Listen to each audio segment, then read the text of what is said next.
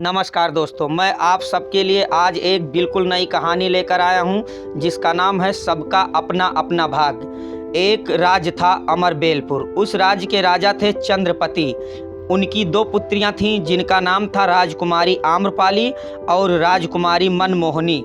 दोनों ही अति सुंदर थीं। राजा दोनों से अत्यधिक प्यार करते थे। आम्रपाली धर्म कर्म में रुचि रखती थी तथा मनमोहनी को अपने रूप का बहुत ही घमंड था। एक दिन राजा के दरबार में एक पहुँचे हुए ऋषि आए तो राजा ने अपनी पुत्रियों के भविष्य के बारे में पूछा तो ऋषि ने आम्रपाली का हाथ देखकर कहा, इस पुत्री के हाथ की रेखाएं इसे राज सुख भोगने का संकेत कर रही हैं। और मनमोहनी का हाथ देखकर कहा, इसका भविष्य बहुत ही कष्टदायी होगा। जिसे सुनकर राजा क्रोधित हो गए और ऋषि को तत्काल राज दरबार से चले जाने का आदेश दिया। ऋषि जाते जाते कहता रहा, मेरा कहा झूठा नहीं होगा राजन, तुम ये नहीं बदल सकते। तो राजा ने कठोर शब्दों में कहा, मैं ये बदल कर रहूँगा।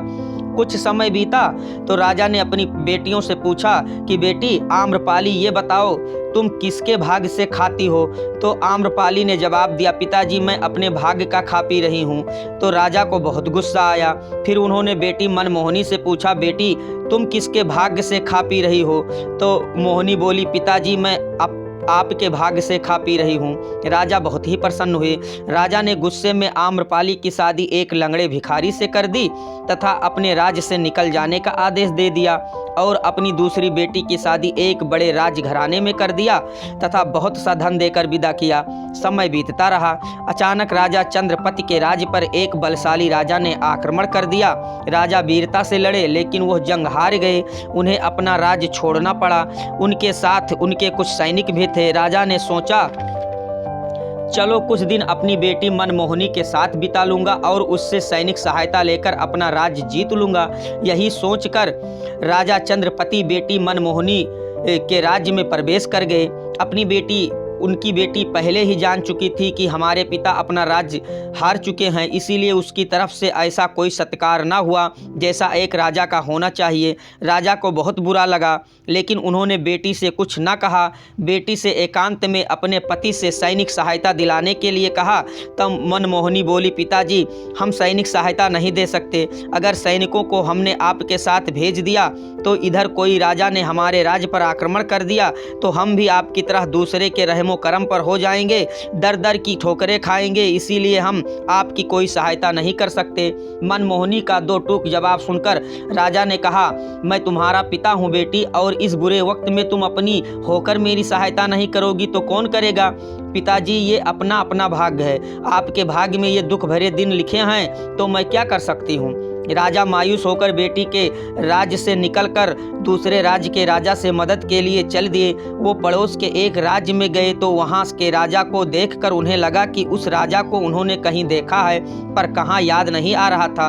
उस राजा ने उन्हें सम्मान पूर्वक आसन दिया तथा भरसक मदद का भरोसा दिया और ठहरने की उचित व्यवस्था कर दी। शाम को अतिथि गृह में जब अपनी बेटी आम्रपाली को देखा तो स्तब्ध रह गए। वो रानी की तरह सज धज कर अपने पिता से मिलने आई थी। उन्हें लगा वो कोई सपना देख रहे हैं। कुछ देर मूर्खों की तरह देखने के बाद राजा बोले, आम्रपाली तुम और यहाँ इस राज्य की महारानी पर कैसे। आम्रपाली बोली, पिताजी ये मेरा भाग्य था कि जिस भिखारी से आपने मेरी शादी कराई थी वो इस राज्य का राजकुमार था जिसे एक मुनि ने शाप दे दिया था क्योंकि राजकुमार को अपने धन और बल पर बहुत ही घमंड था और उन्होंने एक ऋषि का अपमान कर दिया था और क्रोधित होकर ऋषि ने शाप दे दिया था कि जिस धन और बल पर इतना घमंड है तुझे, वो दोनों ही तेरे पास नहीं रहेंगे। घटनाक्रम कुछ ऐसा हुआ कि कुछ दिन बाद राजकुमार के एक पैर को लकवा लग गया। राजा के बुद्धि को न जाने क्या हुआ, उन्होंने राजकुमार को राज्य से ही निकाल दिया। तो राजकुमार आपके राज्य में भिखारी की जिंदगी जी रहे थे, पर जब आपने हमें अपने राज्य से निकल जाने को कहा हम आपकी राज्य की सीमा के बाहर वही ऋषि मिल गए जिन्होंने राजकुमार को शाप दिया था। हमने बाबा से क्षमा याचना की तो उन्होंने अपना शाप वापस ले लिया। राजकुमार पहले की तरह स्वस्थ हो गए। हम अपने राज्य में आ गए। कुछ दिनों बाद राजा की मृत्यु हो गई तो राजकुमार राजा बना दिए गए और हम रानी बन गए। तब राजा को अपनी गलती का एहसास हुआ। बोले, बेटी तूने सच ही कहा था, सबका अपना अपना भाग्य होता है और वो अपने भाग्य से ही खाता जीता है। मुझे क्षमा करना बेटी। राजा ने हाथ जोड़ दिए। राजकुमारी आम्रपाली ने उन्हें क्षमा कर दिया। कुछ दिनों बाद राजा ने अपना राज्य तो वापस पा लिया, पर वही बलशाली राजा ने मनमोहिनी के राज्य पर आक्रमण किया और अपने अधीन कर लिया तथा मनमोहिनी और उसके पति को कैद कर लिया। मनमोहिनी का जीवन बड़ा ही कष्टदायी हो गया।